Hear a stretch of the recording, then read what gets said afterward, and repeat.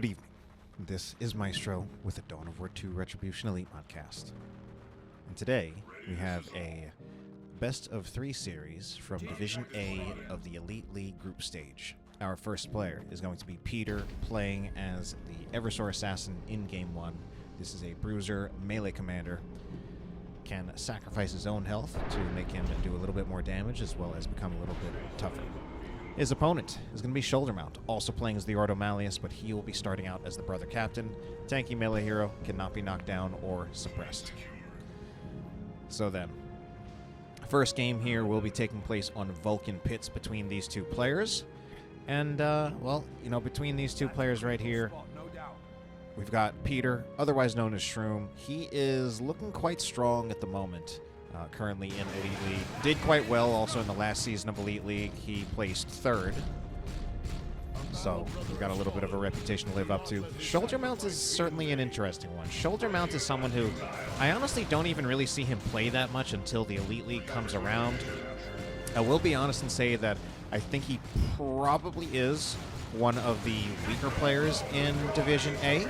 And one of the things that kind of came to my attention is, although the brackets are set up, not brackets, but basically the divisions are set up so that Division A is supposed to be the more skilled division and Division B is supposed to be the less one, I believe it's actually pretty much just up to, a lot of time it's actually up to the player's choice and discretion of which league they want to join.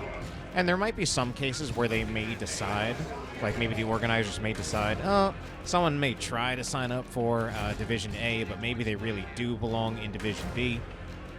So I think Shoulder Mount is kind of an iffy case, where apparently the reason he's in Division A is not even necessarily because he was placed there, but more because I think he actually just chose to be in Division A. He was brave enough to decide, hey, I'm going to play in Division A with the better players instead of Division B, which is overall a less skilled division. So it's very brave of him. And I say this in part because my impressions are that he does seem to be one of the weaker players in Division A. His micro doesn't always seem to be up to the par of the other players in Division A. But at the same time, he does take games against some of these Division A players, so maybe he does belong here, maybe does deserve it. And I have been told that although he may have some weaknesses, he may make them up with strengths in other areas. I've heard that he's a little bit creative with his choices and his moves.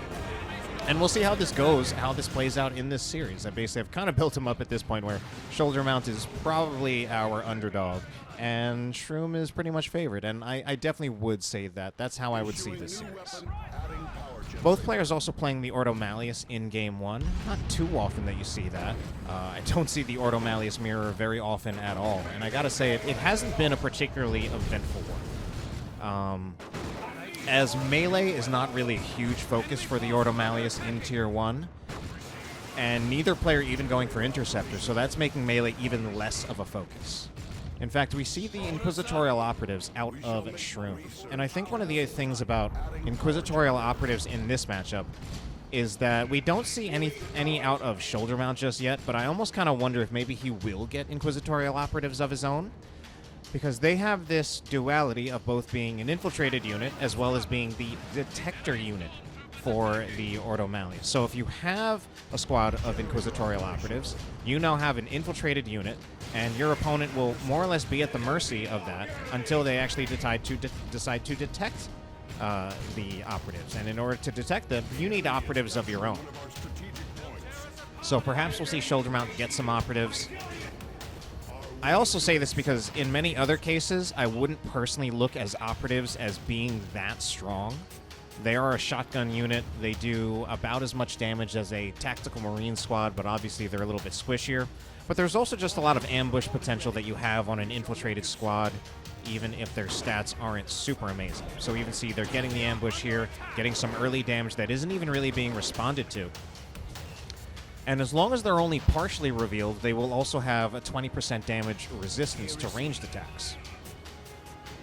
Partially revealed is basically what happens when a unit shoots out of infiltration, or if they are like body revealed when you just push up into them. You need a full-on detector unit, and indeed we actually do see the operatives out of Shoulder Mount as well. So deciding to match those operatives. In fact, it's more or less a mirror build, at least in terms of their armies, the double IST, the single strike, and the operatives. And our heroes, we've got nothing on the Eversor Assassin. We do have an upgrade on the Brother Captain, getting that Psychic Lash. And this is a war gear that I believe is strong, in part because I've heard that it may actually be bugged. It may actually be doing more damage than it is supposed to be doing. And the truth is, even if it was working correctly, the fact that you can slow a target by 80% is quite strong. So infiltrated operatives out of Shroom, getting that ambush on the stormtroopers from shoulder mount. Incendiary grenade comes out, as well as some follow-up shotgun damage, and then even with the strike squad chasing after them, they will just try to run away using their infiltration, get into cover, and then they'll just get the support of the rest of their army. We'll also retreat there. Interesting trait about the operatives is that they do actually deploy a smoke grenade as they retreat. Or a flash grenade, apparently. Eversor Assassin trying to get in here. He's going to get into melee, but he's super low on hit points. If another squad, yeah. So Shroom kind of just recognizes his limits there. Keeping the Eversor Assassin any longer than he already did would most likely result in him going down. Wow, second squad of operatives out of shoulder mount. That is one, though, that I question whether or not that is intentional or if it is simply an Overwatch mistake. Overwatch, just in case those of you don't know, especially if you're newer to the channel or to Dawn of War 2 in general, yeah, it looks like it was an Overwatch mistake. You can set a unit to be built as soon as you have enough resources, and it will be built automatically once you reach the resource threshold for it. The problem is if you use that to get one unit, but if you leave Overwatch on, you might accidentally get a second of the same unit later on when you don't even mean to. And this has been a problem for people at times. They forget about Overwatch. They accidentally get too many units. So shoulder mount cancels it, and I'm honestly glad that he did. He's already behind in tech. Even if he hits the Tier 2 button as soon as possible, he's going to be starting Tier 2 only shortly before Shroom is reaching Tier 2. So it's a pretty clear tech advantage for Shroom. It does make me wonder if we will see a Rhino out of him. That is the thing that would definitely capitalize best on having that Tier 2 advantage. But I also can make that judgment from seeing things from a spectator point of view and seeing just exactly how far ahead in tech Shroom is. He doesn't necessarily know that as well. So sometimes players, when they're in the middle of the game and they don't have the kind of spectator information that I do, they do sometimes make just safer, more conservative decisions and get something that might just be safer overall instead of trying to get something that will specifically punish a tech advantage. Although I think the Rhino is strong enough that I think it can function well in most circumstances. It's really only against Imperial Guard where I feel like it's kind of not a very safe choice. But instead, we're going to see Purifiers out from Shroom. So this is actually going to give him a little bit more melee dominance that he did not have before, since the only melee unit otherwise were basically the Commanders. And Commanders are good for tying things up, they're good for tanking, but because Commanders are single entities, they typically won't match the DPS of a melee squad. And the only other close thing that was close to being a melee squad would be the Strike Squad. However, Strike Squad do not have a melee charge. Purifiers are a more dedicated melee unit, so they do have a melee charge. I know I've been talking about like a lot of other things, not even specifically exactly what's going on the screen, but I just think there's a lot to talk about. I do also want to quickly review what are the significant changes to the Ordo Malleus in this patch of Elite Mod. Especially as long as we're on an Ordo Malleus mirror. Brother Captain, though, I think is massively overcommitting. I believe he's using the Canticle of Absolution there, seeing if that could help him turn the fight, but not even close, just absolutely overwhelmed. Just about Shroom's entire army there to kill him. So I would say there have been a lot of changes to the Ordo Malleus in this patch, but I'm going to go over what I believe are the four most important. First of all, Banishment on the Strike Squad has been nerfed, so you pretty much won't see double Strike Squad shenanigans, and especially not triple or quad Strike Squad shenanigans like you would in the last patch. Second, Interceptors have a considerably longer wind-up time on their teleport. That could be a reason why we don't really see any Interceptors in this game. Might also just be the matchup, as again, I feel like the operatives have a certain place in the mirror. Third is that Stormtroopers, ISTs, no longer have access to grenade launchers, period. The weapon was simply removed from them. The final in my opinion, the final major change to the Ordo Malleus is that they have received a new unit in Tier 3 called the Warhammer Razorback.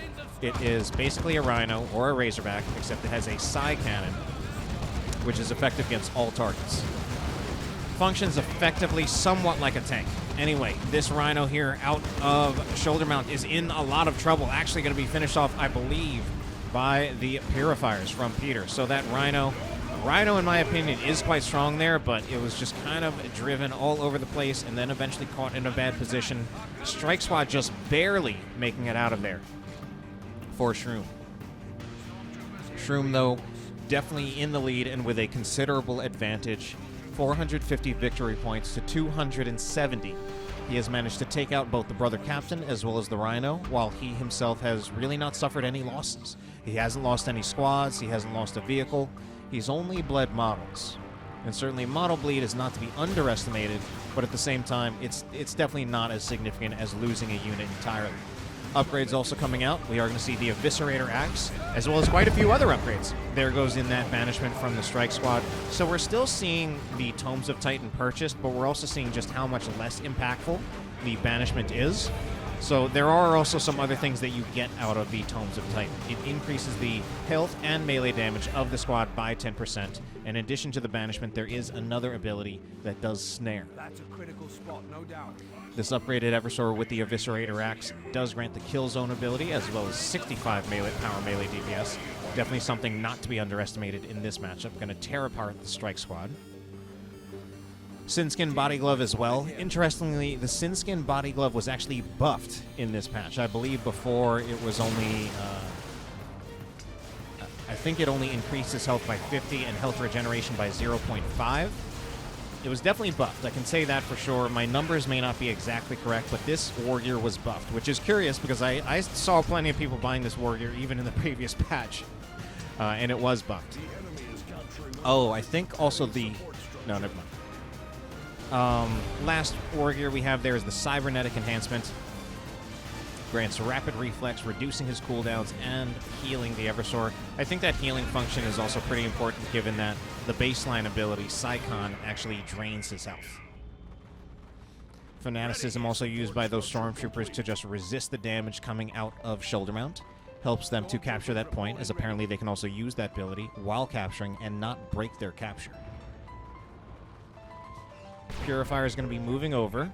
And Purifiers are typically a unit. I've already said so many times in so many games that have featured the Ordo Malleus that I feel like Purifiers are the least common choice in Tier 2 for the Ordo Malleus for what are, in my opinion, very good reasons. They have functional overlap with the Strike Squad and the Interceptors. They bleed, whereas all of your other Tier 2 choices for the Ordo Malleus do not bleed.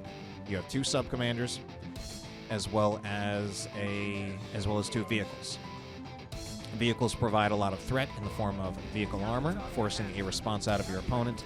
Sub-commanders typically offer a lot of utility and are also single entities, so they just don't bleed.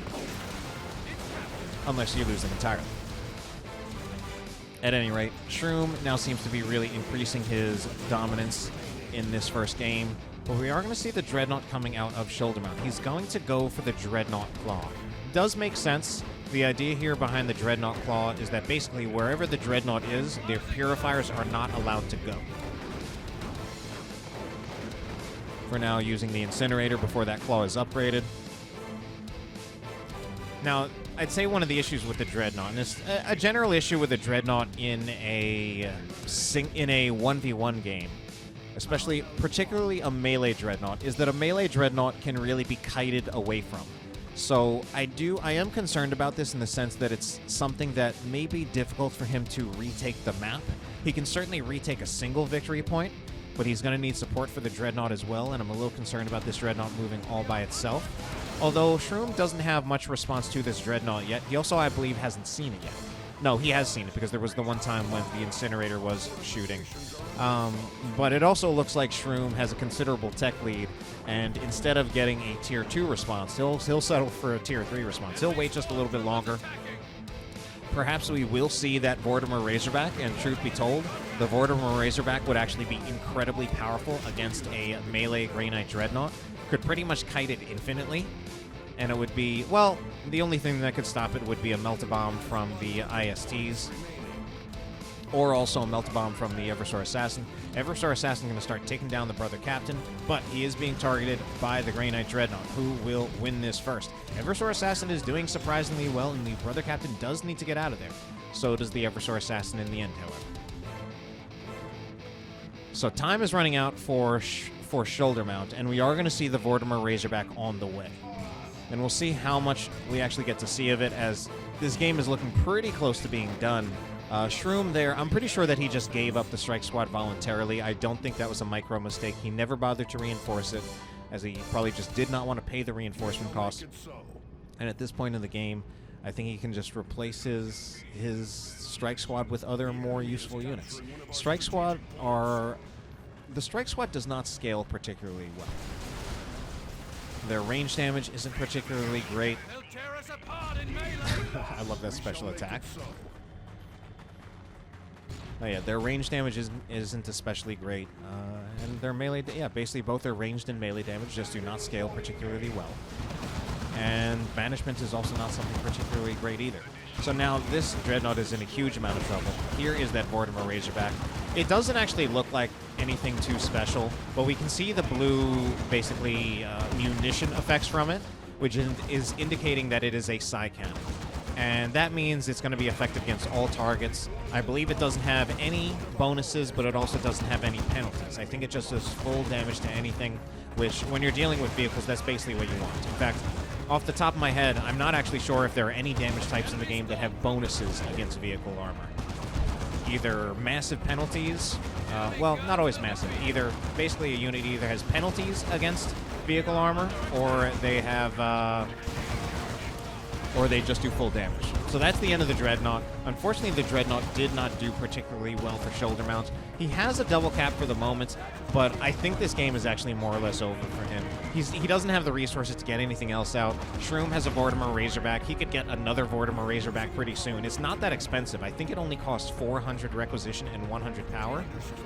And I think some of the idea behind that is that it probably is seen as being a little inferior to the actual tanks in the game. It definitely fulfills a lot of the same purposes of a tank in that it's anti-all damage from a tier 3 vehicle. And it actually has pretty good DPS. It is, I believe, 55 DPS.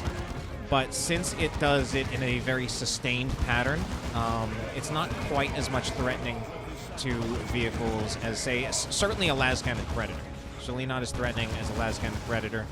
And then even compared to an autocannon Predator, the autocannon Predator would do its damage in a much burstier fashion, whereas this Vortimer Razorback is just consistent. So, a squad was taken out, though. Yeah, a squad of ISTs definitely went down for shoulder mount. He's now got Purgation because he wants some kind of anti-vehicle response, but he's also really, really running out of time here. Going to be upgrading to a Conversion Beamer. Setting up arguably a little too close. Melt-A-Bomb does go out, and now this Purgation squad is set up. Should actually be able to finish off the Vortimer Razorback. Takes one shot.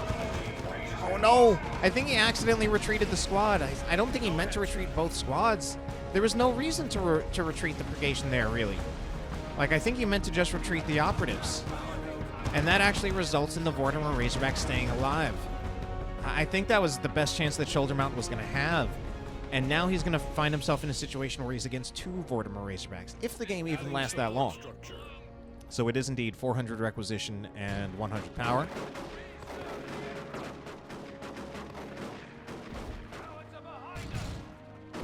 Inquisitorial operatives will retreat. Another squad of operatives right here, running away from the strike squad. Looks like one model was killed on the operatives, however.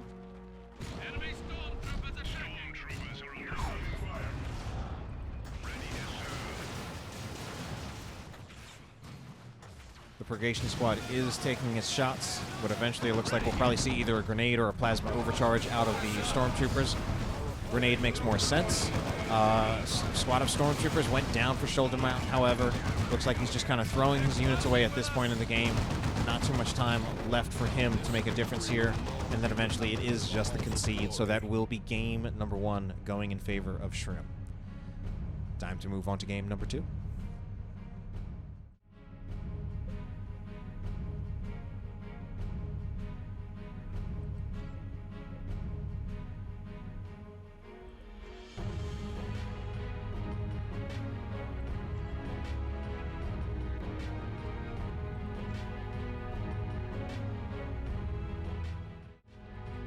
Game number 2 will take place on Calderis Desert. Shroom is going to be switching over to the Lictor Alpha, Tyranid melee assassin commander with displacement, and Shoulder Mount will be playing as the Inquisitor, Imperial Guard buffing, and not buffing, but disabling and spellcasting commander. So hero and faction switch for both of these players. Of course, in the Elite League, it is required for players to switch their hero every single game. They don't necessarily have to switch faction, though, and sometimes if you're someone who is not particularly strong on a variety of factions, you can just limit the number of factions that you have to 2 because you need 5 heroes. And in the group stage, you can actually get away with playing just one faction if you have all 3 factions from all 3 heroes from one particular faction. So let's see how Shoulder Mount's Imperial Guard will fare. Perhaps a little bit better than his Ordo Malleus, although Shoulder Mount generally is known as one of the most dedicated Ordo Malleus players in the game. Not necessarily one of the best, but definitely one of the most dedicated Ordo Malleus players. A lot of people don't really main the Ordo Malleus, even though many people are capable of playing many different heroes, as we've seen with Shroom also playing the Ordo Malleus, but I would generally say that I think of Shroom as a Chaos main. At least that's how I personally think of him. But obviously we've seen 2 factions from him that are not Chaos so far. And he could certainly tell me if I'm wrong about that. Sentinel will stomp the Hormagaunts, but doesn't stomp all of them. So the Hormagaunts actually content to, continue just bashing this generator because there wasn't actually that much range damage threat put on them. Yeah, we've got a 3-model Guardsman squad right here. Finally gets a little bit extra with the Sergeant upgrade. But the Guardsmen, or rather the Hormagaunts, actually managed to finish off the node there, pretty much just ignoring the damage from the Sentinel and the Guardsman squad. So Shoulder Mount might want to put a node here before he finds this power node getting decapped. He's not putting the node on it. If he doesn't put the node on, it's going to get decapped. Now he can't stop the Lictor Alpha unless he has another stomp, or unless he has enough damage. If he doesn't have enough damage, I think stomp is on cooldown. So by failing to put that node there, he's going to suffer quite a bit. Sentinel, meanwhile, in trouble. Lictor Alpha moving forward, pulls in the Guardsman Sergeant, but there is no Hormagaunt Brood nearby to follow up on that, to really threaten to kill that Guardsman squad. If you've been keeping up and you've watched some of my faction wars, you would know that if a Lictor Alpha does pull in the Guardsman Sergeant, which is a die last model, he can actually threaten to kill the entire squad. But it does usually require having Hormagaunts nearby to follow up. Kind of goes with something that I did say in the previous game, which is that typically melee commanders, they're not going to give you the amount of raw DPS that a melee squad would. Melee squad will give you higher raw DPS. Lictor Alpha, I actually forget his baseline damage, but it's probably somewhere between 40 and 50 DPS. Whereas Hormagaunt models are going to be doing about 20-ish per model, and that's on an 8-model squad. And that's also a number that I'm actually not 100% sure about, and I think the numbers may have even changed a little bit recently, but it's definitely in that ballpark. And as a squad, it's definitely in the mid-100s. Meanwhile, Shoulder Mount still has not retaken his power. Oh my god. So I'm a little concerned here. I mean, I kind of built it up in Game 1 that Shroom was... I effectively said that Shroom is the stronger player here and Shoulder Mount really is an underdog. But this is not looking like a good start for him. He hasn't had his power farm in a while. I'm worried that this honestly could just be a pretty quick 2-0 in Shroom's favor with what a rough start Shoulder Mount has had here. So finally he's going to look to retake his power node. But Shroom has had a power farm going on for much of this time. He's got the full farm going. He even has a contested power node, whereas Shoulder Mount does not. Power also very, very influential in Tier 1 in the early game. We've got a victory point lead for Shroom as well, but typically power is a lot more influential in the early game. And it does sometimes happen in 1v1 games that a player can be at a significant victory point lead in Tier 1, but then that victory point lead ends up not mattering in the grand scheme of things if the other player actually secured a tech advantage. Inquisitor, meanwhile, does have some upgrades. Has the Rosarius, basically making her tanky. Normally, if we see the Rosarius, that is also typically paired, I was about to say, with the Holy Brazier. Because what you're looking for with the Rosarius is that you are looking to get the Inquisitor into melee. You want to make her a melee tank, and the Holy Brazier is actually the only melee weapon upgrade that she has. So it is just how you will get the most melee effectiveness out of her. It does also come with a spell, but typically if you've got the Rosarius, you don't actually want to use the spell called the Holy Pyre because it will drain the energy that you would use for the Rosarius, so she would have less effective hit points. That being said, in spite of how much she got pinned down there by the Barbed Strangler from the Warriors, she was able to really weather the storm there long enough until she eventually got some support and was able to stay in that fight long enough, and eventually Shoulder Mount won it. So Shoulder Mount won that fight.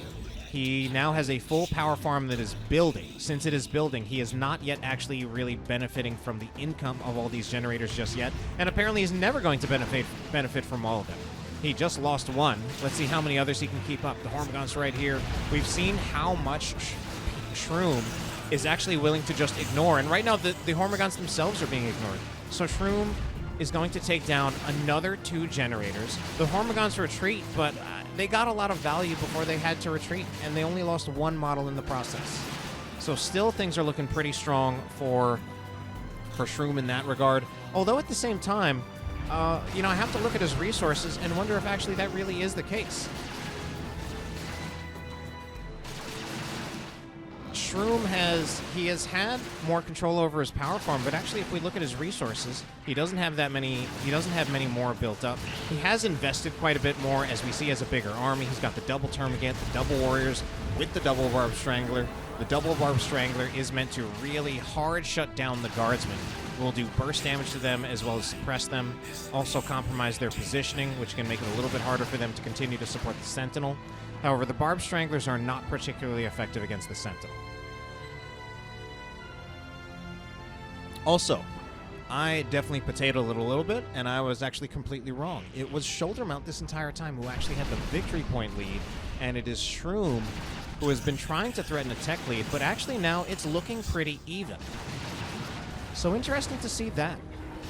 And perhaps that could just be because of this heavy investment from Shroom, getting the 2 Tier 1.5 squads, but now it looks like Shoulder Mount might get another Tier 1.5 squad of his own. He's getting a second squad of Catachan Devils.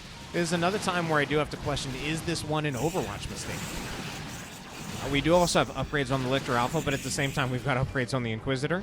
We've got the Toxin Miasma. Does seem to be a very common war gear for the Lictor Alpha. Any unit that he attacks will have both their damage and speed reduced by 25%, and the damage on it is great too. I mean, this is 65 melee DPS. That would be good enough by itself, but then if you look in the description, it also does some damage over time. And now I almost feel like, what is Shroom doing here? Like, suddenly things are actually looking really good for Shoulder Mount. He cancels the second Catachan Devil, so that, I guess, was an Overwatch mistake, and luckily he's fixed his Overwatch mistake before it was too late in both of these games. Canceled them before he actually purchased the second unit, and he's actually now getting to Tier 2 ahead of Shroom. So he's ahead of Shroom now in tech, against all odds, despite how much pressure Shroom had on his power farm. And he's actually behind by over 200 victory points. So it's like, what is going on now? Now suddenly the Inquisitor is actually running rampant against these Warriors. The Warriors will finally just stop the Inquisitor taking this fight. This is a tough one now. The Lictor Alpha doesn't have much health left, but he also just does so much damage, as well as the fact that he is reducing the damage that the Inquisitor is dealing. Leshuk pulls in. That was kind of crazy. The Lictor Alpha, though, here, very much overextended, gets knocked down. Even in retreat, I think that was just like the domino effect from the Warriors, and the Lictor Alpha goes down, just absolutely overextended by Shroom here. That being said, Shroom has now captured up the map, but he's got to hold it quite a bit longer to start evening out the victory points back in his favor. A Bane Wolf is out here for Shoulder Mount. Interesting to see the Bane Wolf out on the field. he might just be thinking that, you know, he might be thinking that Shroom has just invested so much, but we actually already see the Thorax Swarm upgraded on both of these warriors, so they have the ability to double snare the Bane Wolf. This is probably a Venom Brood drop. It is. And yet it's also an instant retreat. It's an instant retreat, I think, because the Inquisitor was there. Both of the warriors were actually really low, so that would have meant Synapse backlashes triggering, as the Inquisitor surely would have popped a few models there. And there would have just been a lot of chain knockback effects as the models started going down. But the Bane Wolf is an interesting unit. What someone said recently is that largely you want to get the Bane Wolf, an experienced player, I think it was probably even Toil Ali, who said that largely you want the Bane Wolf when you have a clear opportunity to actually just get a full power bash. And Shoulder Mount kind of has this opportunity, kind of, but he's not willing to stick his neck out too far with this Bane Wolf because he actually already knows that he's got double warriors with Thorax Swarm as well as a Venom Brood. So the truth is this Bane Wolf is actually pretty well countered, and it's not... He doesn't have a clear, easy path to bashing his power farm. Now he's exposing rear armor to the Venom Brood. Already took a nice 200 damage on the Bane Wolf. And in this situation, the Bane Wolf actually ends up being kind of problematic, as it ends up overall being kind of inferior to the Chimera. With what he's dealing with right now, where he's being super cautious and is not willing to try to make a push for the power farm, a Chimera would clearly have been better, because it would give the synergy between reinforcing the Guardsmen, getting repairs from the Guardsmen. The Guardsmen can, of course, still repair the Bane Wolf, but the Guardsmen don't get any sustainability off the Bane Wolf. So Bane Wolf's going to go in here at like half its health. Will be hit by one Thorax Swarm. Venom Brood looking to follow up. Now the Guardsmen are looking to tie up the Venom Brood just so that they can't shoot. Venom Brood will actually just walk past, and they will actually just shoot the Bane Wolf. Bane Wolf there got like no value whatsoever. It appeared on the field. Yeah, I'm honestly going to say I feel the Bane Wolf did not get any value there. There was that one engagement where we saw the Bane Wolf was on the field and then Shroom retreated his army, but I think that was a lot on the Inquisitor being in melee with the low health warriors with the Holy Brazier. Anyway, it looks like a Hormigaunt Brood might go down here a little mysteriously, just not retreated. I don't know if Shroom just recognizing it late or if he is actually just choosing to give up that squad. Inquisitor nearly taken down, but will make it out alive. This game, this is a strange game where it's actually... Shoulder Mount is now winning quite handily. Even with that Bane Wolf loss, he's winning quite handily.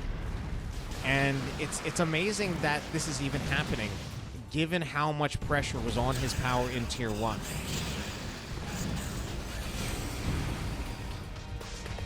That being said, if there is one thing to say about Tyranids and their role in that, it is that Tyranids don't really quite have... They're not a race with a super strong Tier 2 in the sense that they can really hard punish their opponents for being behind them in tech. In part because they don't actually have a Tier 2 vehicle. The closest thing they have is the Tyrant Guard, and Peter didn't even get that. So he didn't even get that. Instead, he played reactively against the Bane Wolf. The Bane Wolf has been taken out, so now the Venom Brood doesn't even get as much value, but that's not to say that they get no value. They still will provide the range Synapse to make the Termagants a little bit tougher. Inquisitor having a lot of trouble getting in here, though, being suppressed by the Barb Strangler. And there are also crippling poison casts available from our Termagant Broods. But Shoulder Mount is pushing forward. He now actually has Shroom down into the double-digit victory points. Only 76 left for him, and Shoulder Mount is about to capture the contested victory point. Certainly he'll at least get the decap. Maybe the full cap isn't just going to happen at the moment, especially where we are going to have the Catachan Devil Demo Man pulled in. It's kind of tricky there, though, where some of the models went back because, you know, no man left behind for the Demo Man model. Lictor Alpha does have the Lone Hunter. This is quite a war gear. It makes the Lictor Alpha an absolute beast if he is by himself. He does 50% more damage. That's honestly kind of bonkers. He already is a high damage commander. and he also takes 25% less damage. But he only gets this bonus when he is by himself. He needs to be by himself, which means, like right now, when he's this close to other Tyranid units, he will not be getting that advantage, or that, basically the effect of the Lone Hunter. And Inquisitor's doing fairly well against him. Maybe that Lictor Alpha a little bit too close to the Warriors. Another also interesting thing to see here is that Shoulder Mount not choosing to upgrade the Sentinel. And I feel like upgrading the Sentinel could be worthwhile with the burst damage that you get out of the frag missiles, which would really be good against pretty much anything that Shroom has. Not really necessary, but it's going to hit... The frag missile launcher would just hit a lot harder than this multi-laser turret. Or it's not a turret, but just the multi-laser, or the... yeah. Or the Laz. That being said, it's a moot point. Sentinel is given up to the Great Devourer. Hellfury Strike thrown down does take a few models. We might even see one Termagant Brood go down. Indeed, it does. Stormtroopers right here. Part of what's also going on here is that Shoulder Mount really does actually have just superior firepower with these Stormtroopers out on the field, and he's also getting a squad of Castricans. The Stormtroopers alone give Shroom superior firepower, and especially now, with Shroom only have a single Termagant Brood, he's significantly outgunned. And there's actually just so much damage that even the Lictor Alpha really has to worry about this. The Lictor Alpha can just get focused down pretty quickly. The Cadians being completely unchallenged at the moment is a terrible situation for Shroom. They will just pour out damage. This is... I actually don't know what the Lictor Alpha is still doing here. Like, he just goes down here against the melee damage against the Catachan Devils. Out of all the squads for the Lictor Alpha to be into melee with, the Catachan Devils are literally the last one that he wants to be in melee with. I think he would even prefer to be in melee with the Inquisitor than the Catachan Devils. And this actually looks like this is going to be Shoulder Mount taking game 2. And it's bizarre on so many levels, aside from, how I built it up, where I made Shroom out to really be the favorite in this matchup, and also with the start that Shoulder Mount had in this game, where he was just getting bullied at his power farm. That's the triple cap. This game is over in just a few seconds, and we will be going to a game 3. So Shoulder Mount really proving his worth here, and we get a final game.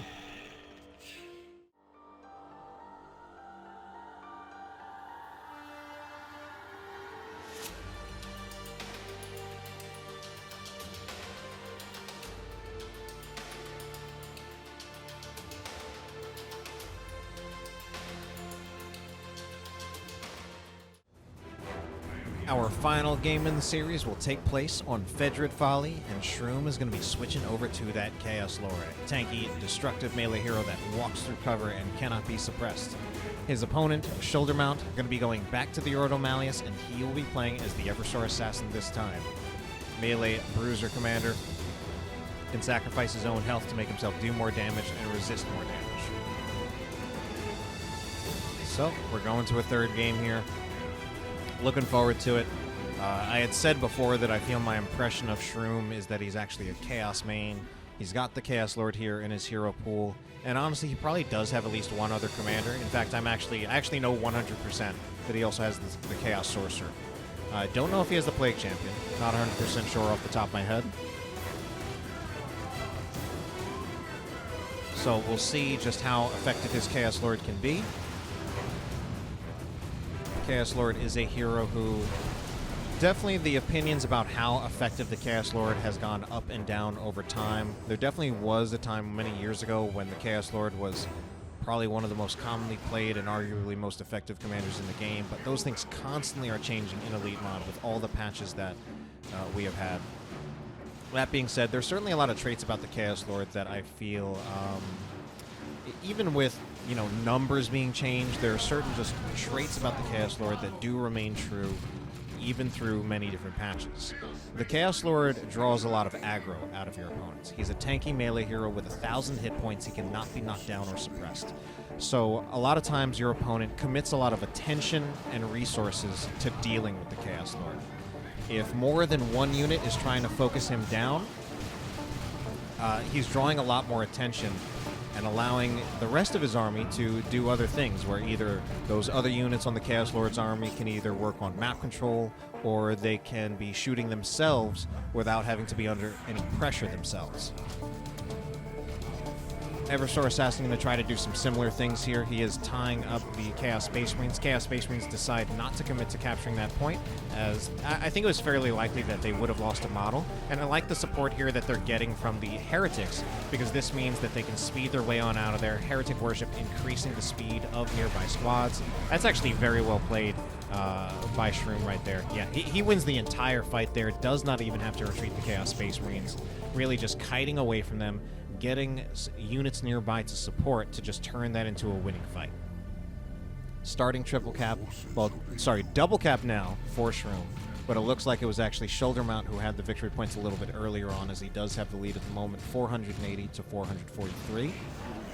Strike Squad shooting at the Chaos Space Marines, but eventually they will retarget. Going to go for the squad of Heretics that is completely by itself. Heretics realize that they are just outnumbered, and that's an instant retreat just to prevent bleed. I feel like it's not worth the Chaos. Oh, okay. They're targeting the Stormtroopers, seeing if they can get a model. I'm actually still not sure if this is really a good idea. Okay, he just barely gets the Chaos Space Marines out of there in time to not lose a model. I actually could be wrong here. There's still a small chance that the Storm Bolters on the Strike Squad could finish off another model, but it's actually pretty low, and they don't get it. So Shroom managed to keep those Chaos Space Marines in there just long enough, like really the longest that they possibly could have been. But even then, there's a little extent to which he is playing with fire there, since there's definitely a little bit of randomness that occurs with when your squads actually lose models. He could have lost models there, and he got a little bit on the lucky side that he didn't, keeping that Chaos Space Marine squad as long as he did. Purgation out for Shoulder Mount. He's going to go for double Purgation even. I've definitely seen this in the past. I think the idea there... I'm still actually questioning the double Purgation a little bit, even though I've seen it from Shoulder Mount in the past. It is something that he will have two casts of Purge by Fire. I guess the intention behind that could be one cast for the Heretics, another for the Chaos Lord. Just a full-on melee control. Eventually, though, the Eversor Assassin getting focused down by both squads of Chaos Space Marines will need to get out of there. Victory points actually pretty even now, 441 to 447. Double cap for Shroom yet again, though. Low health Chaos Lord. Low health Chaos Lord. Possibly in trouble. I think he should just retreat here. Unless he can coordinate his engagement well enough that the Chaos Lord can go in and actually participate in winning this engagement. Okay, so he did bring out more of his units and is able to win that engagement, so he doesn't need to retreat the Chaos Lord just yet. I think now he actually just should before he does accidentally lose the Chaos Lord. Purgation Squad doesn't put a huge amount of threat on the Chaos Lord in terms of health, but the Chaos Lord nevertheless still going to 19 hit points, walking a little bit into those lasguns of the Stormtroopers, and does eventually get down to 18 hit points. So Shroom cutting it close on a few of these occasions, and so far he is a little bit on the lucky side that he has not really paid for it. And what we're seeing here is also something that I feel like is something that is sometimes seen with the Chaos Lord, maybe even often seen with the Chaos Lord. He went for a light tier 1 with a fast tech to tier 2. And this is something that I have personally believed is something that is more viable with the Chaos Lord than it is with the other Chaos heroes. I feel like the Chaos Lord draws a lot of aggro in tier 1, more so than the other heroes. So I feel it's a little bit easier to get away with these short tier 1 builds with the Chaos Lord. That being said, I think the Chaos Lord probably has some issues scaling. He's going to get the Lightning Claws. Now, certainly the Chaos Lord, when he gets into tier 2, he does have access to some very, very powerful weapons. But both of the melee weapons make him melee only, so he will no longer have a ranged weapon. And since the Chaos Lord is also a little bit slow, and he also doesn't have any kind of... he doesn't have a teleport, his only mobility is from Heretic Worship. Sometimes it can be a little bit hard to get him into melee, and he can be kited around a little bit. Here, he could also just be snared by Purge by Fire, but the Bloodletter teleport in there is just going to make it so the Purgation Squad don't even want to stick around.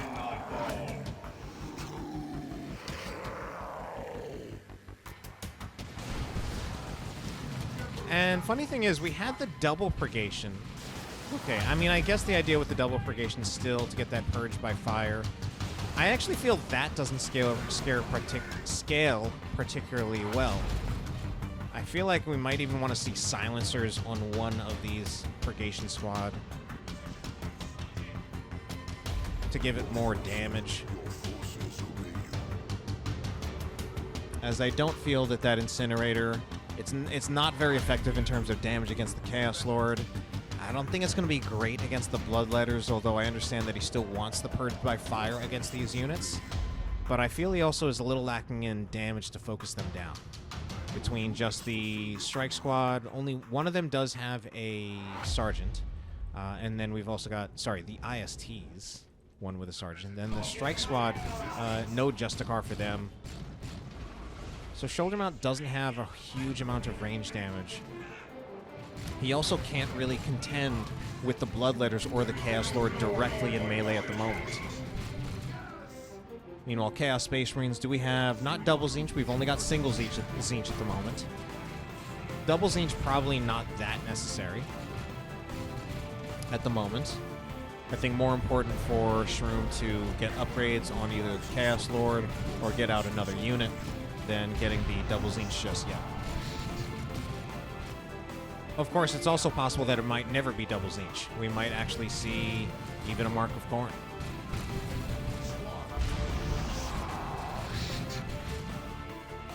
So one squad fully upgraded, and I generally think that makes a little bit more sense. I think instead of trying, because generally in 1v1 games, double Chaos Space Marine is not always an ideal 1v1 build, and even when you do it in 1v1 games, you can't really fully upgrade them in Tier 2. You need those resources for other things.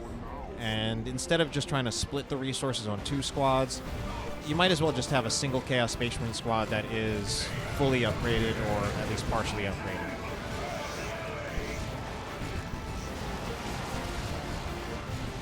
Chaos Lord trying to go in here at this point. Okay, he does get in eventually, and we see just how quickly he just chunks that Purgation squad. He attacks very quickly with this Lightning Claw upgrade. And for where Shroom is winning his fights, he is very much overwhelming Shoulder Mount with his melee. However, Shoulder Mount has the bigger arm. Shoulder Mount is actually the one with the map. We've got a Rhino out here. Rhino, I like the Rhino choice here. With the 80, that gives him a lot of that range DPS that I said that he was kind of lacking before. I mean, this Rhino by itself actually does almost as much damage as his two ISTs and Strike Squad combined.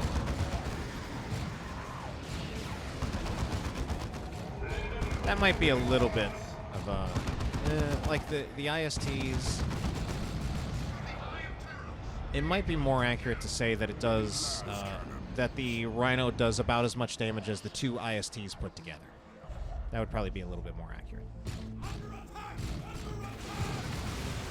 Especially if the other IST does get a Sergeant. Banishment goes out on the Heretics. Still doing some area of effect damage. Also getting hit by the Plasma Overcharge. These Heretics need to retreat or they are gone. And although they're an unupgraded squad of Heretics, they do have some experience and they are Shroom's only squad of Heretics, so he does not actually want to lose them. Oh, but that is, talking about losing things, that is the end of the Rhino. And that is rather disappointing there. I was about to compliment Shoulder Mount on just how well he is doing, as this, especially considering the player profiles that I kind of gave early on, I kind of made it sound like this would not be as close and competitive as a series as it has turned out to be. Shoulder Mount really has surpassed expectations here.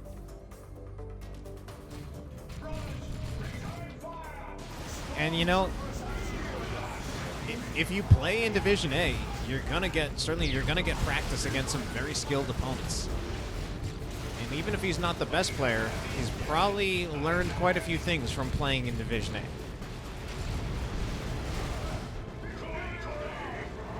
Bloodletter's gonna phase out into the warp there, preventing them from taking any more damage.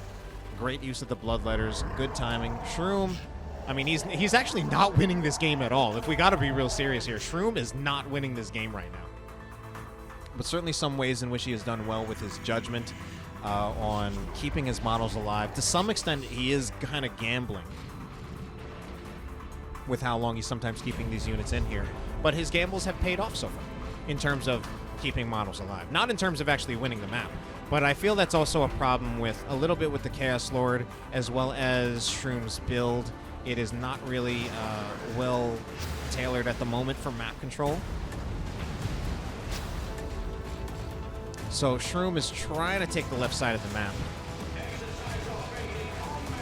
Oh no, he's not going to be... He doesn't have another cast ready, I think, to phase out into the warp, so they might lose a model here. They are going to get the speed from the worship. And again, Shroom keeping these Bloodletters in here. I think there are so many players that would have retreated these Bloodletters for fear of losing a model. He doesn't, and he actually keeps them in there. He gets just enough healing from the Heretic Worship to keep them alive. So Shroom is now hunkering down. The late game win condition of Fedred Folly is to just occupy the left side of the map. The right side of the map ends up actually not being that impactful. And sometimes you can actually end up losing this if you try to split up too much in a desperate attempt to capture everything and go for this victory point on the right side instead of just committing to fighting your opponent on the left. So Shroom does have the double cap, but he is quite a ways behind in victory points, so he's got a lot to hold here. He's also in Tier 2, and he is not very close to Tier 3. So Shroom has stabilized, but he is not in a strong position. Chaos Lord going in like this, and this is some of the problems with the Chaos Lord. And also, there are a lot of interesting things that's going on here. Shoulder Mount is actually getting a lot of value out of keeping these purgation squads with incinerators. And so he's actually really proving me wrong in that sense. He has not bothered to upgrade them with silencers. Silencers would provide anti-all damage, but it would mean giving up the control of Purged by Fire. And I think this is also a little bit of a mistake on Shroom's part, where he has not bothered to get a vehicle. He started a Blood Crusher and then canceled it in favor of the Bloodletters. And the way he's been microing the Bloodletters and managing them has been good, but at the same time, the Bloodletters are sometimes also falling victim to that Purged by Fire of the Purgation. And that's all going to become even harder now with the Terminator Librarian. I think it's going to become even harder for the Chaos Lord and the Bloodletters to get value. And Shroom, this is starting to look worse and worse for Shroom. Like, adding on this Terminator Librarian, who seems to be getting all the upgrades in the world, adding on the Terminator Librarian on top of the double purgation, it really, to me, looks like Shoulder Mount is actually building up a composition that's going to be incredibly difficult for Shroom to fight. That being said, Shroom is trying to threaten a triple cap at the moment. And Shoulder Mount is still splitting things up. Oh my god, it's the Havocs. And this is a Las Cannon Havoc squad. That's also something that's really hurting Shroom at the moment. Shroom really effectively only has 5 units that can fight at the moment, whereas Shoulder Mount effectively has 7. Because the upgrade on the Havoc to the Mark of Tzeentch means that this Havoc has no real contribution in pure infantry fights. It is only heavily effective against vehicles. So other than that, that's why it's moving around for map control, because that's basically the best thing it can do at this point. It can control the map, it can bash generators, and that's pretty much it. I'm trying to think of what the next best thing that the Havocs can do, and it's kind of crazy, but the next best thing that the Havocs can do would be to try to tie up the Inquisitorial Stormtroopers. And to be completely honest, I'm not even 100% sure if they win that fight. But it would be the third best thing they could do after map control and bashing generators. That's how little the Havocs contribute to infantry fights at the moment. And you know what? Against a fully upgraded Stormtrooper squad, I actually think they lose. Throwing in that Acolyte in there, Acolyte does have some kind of a chainsword. Acolyte also allows the squad to become temporary and vulnerable. Very briefly, but I think that's enough to give them the edge over a squad of Havocs in a melee fight. So, nevertheless, Shroom, for the moment, does have the double cap. He has the left side of the map. And he's actually winning this fight. Or is he? Okay, Bloodletters have been forced off. Maybe he has not won this fight, and especially with the Chaos Space Marines backing up. Okay, he has actually lost this fight. Chaos Lord is still here, however. Chaos Lord does use Drain Life on one of the Strike Squad models, and I believe it was the... Was it the Sergeant? Or rather, the Justgar. It was the Justgar, so the Justgar sniped there. Lightning Claw Chaos Lord can also prevent the Terminator Librarian from capturing this point. Terminator Librarian can get the decap, but he can't stay around long enough. Just too much damage coming out of the Chaos Lord. And we're having a Tier 2 slugfest right here. I'm actually wondering if either of these players is going to bother to go to Tier 3 at this point. Shoulder Mount also with a huge army, but he's got plenty of population left, so like I wonder if he'll go for another unit, but that would put him in such a huge army. This Terminator Librarian needs to get the heck out of there against the Drain Life from the Chaos Lord. So Shroom is managing to hold on despite actually having a much smaller army. And with all the reinforcement costs that he's paying, he's not even able to get an additional unit. So I think Shoulder Mount is doing something wrong. I'd say first thing to do is at this point, with how much of a bigger army that he has, commit it all to the left side of the map.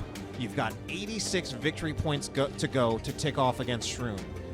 Shroom is actually at the point where he could possibly entertain the idea of going to Tier 3, but I'm not 100% sure. At this point, he should probably just get out another Tier 2 unit.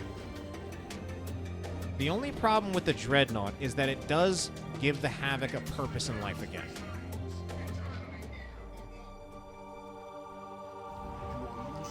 But at the same time, I think Shoulder Mount should have a big enough army that he should be able to deal with it. Like, I don't want to see this Purgation Squad get caught out in the middle and having to retreat. I just want to see everything committed to this left side of the map. I actually really feel that this is Shoulder Mount's game to lose here. And he is letting things go on a little bit longer, and I think that gives Shroom more of a chance to come back into this game. Because now we're going to have a Dreadnought out on the field for Shoulder Mount as well. The Dreadnought is going to come out for... Sorry, we're going to have a Dreadnought out on the field for Shroom. We also have one for Peter already. Or, my God, I'm just mixing up the names. For Shoulder Mount. Ooh, he can't actually capture it, and he's going to have to... The Eversor Assassin is going to have to get out of here. He's just taking too much damage uncontested from the Tzeentch Chaos Space Marines. I think this is starting to come down to Shoulder Mount is just not managing the fights as well as Shroom is. We have the Dreadnought caught out here. It's getting hit by the Lascannon Havoc. Plasma Overcharge goes in on the double Tzeentch Chaos Space Marines. I feel like that Plasma Overcharge needed to go in on them like 20 seconds ago. And Shoulder Mount is going to lose the Dreadnought. His Dreadnought did nothing. And he's not even managing to retake this side of the map. So he might be panicking a little bit. He's going to get the cap here, but the problem is that he conceded the left side of the map. He gained a few victory points out of it, but it's not a sustainable plan for him to actually stay in this game. Like, I don't even like the Eversor Assassin coming out here. Like, I don't like this.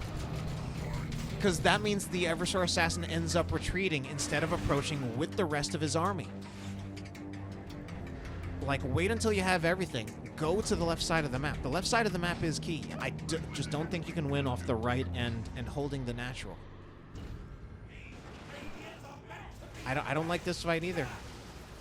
At least here, currently he's shooting at the Heretics uncontested, but this isn't super impactful, and the Heretics don't even end up going down. Like, move these squads out of here. Don't let them get engaged on by the Tzeentch Chaos Space Marines, because that means a retreat. That means another lost opportunity to take an engagement. The Terminator Librarian can't do anything here. I hate to say it, like, but Shoulder Mount is... not only, I was going to say he's starting to, but he kind of has been throwing this game for a while now. When he was at 400 to 100 and had a much bigger army than Shroom, I really feel like he just needed to commit it all to this side of the map. It's still a double cap against him. Now he doesn't have enough of an answer against the Dreadnought, and he finally needs to switch the purgations away from the Incinerators. That's also going to clear the way for the Bloodletters and for the Chaos Lord to really just go rampant on the Ordo Malleus army. The double Zinch Chaos Space Marines also just getting, in my opinion, too much value at this point. There are too many times when Shoulder Mount is approaching when he's not ready, and then his units are just taking damage against the double Zinch Chaos Space Marines, and you can't just mess around with this. We've got level 4 fully upgraded, level 3 fully upgraded, level 2, almost level 3, with Zinch and Eternal War, but no Aspiring Champion. The damage coming out of these two units is incredibly high. I don't even think it's worth it for Shroom to, like, these two units, they need to be continuing to fight.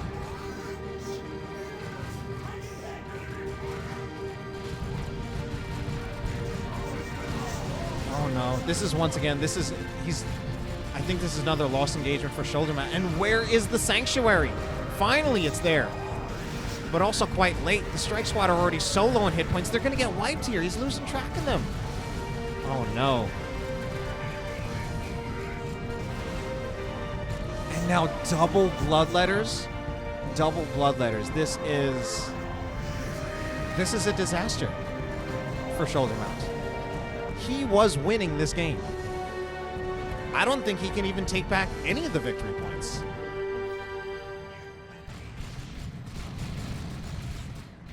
I mean, he's got only the single conversion beamer to try to deal with the Chaos Dreadnought. We've got double Bloodletters that can just jump on that conversion beamer, slice it apart with those Hellblades.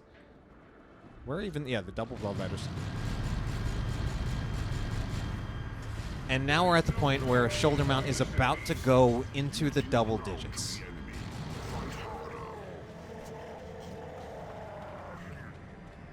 Purifiers are going to come out.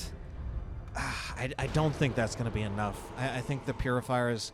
Now, I think the idea, at least if I want to give the Purifiers some credit, make an argument for them, I think the idea there is to... They have an ability that prevents other units from using abilities in an area. And that could be quite strong against Bloodletters because it would prevent them from phasing out into the warp and becoming invulnerable.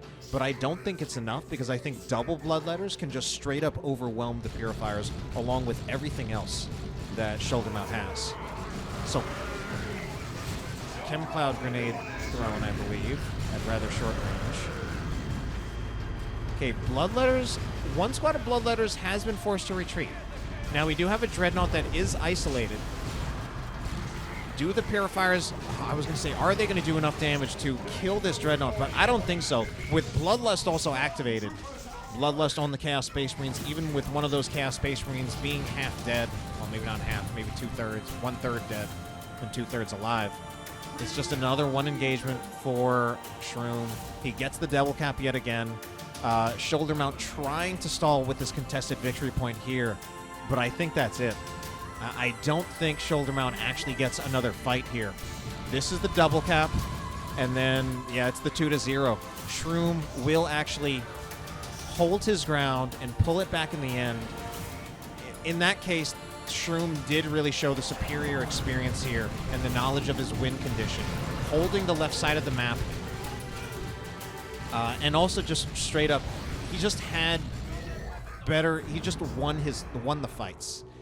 So he was able to manage his fights better, and that resulted in the win for him, coming back there. Unfortunately, definitely a little bit of a throw for Shoulder Mount, and he definitely could have won it. It was just that late-game decision-making, lack of recognition of the win condition on this map. And that's it. So it ended up being a very close series, but Shroom does take it with his superior experience. Hope you enjoyed it, and have a good night.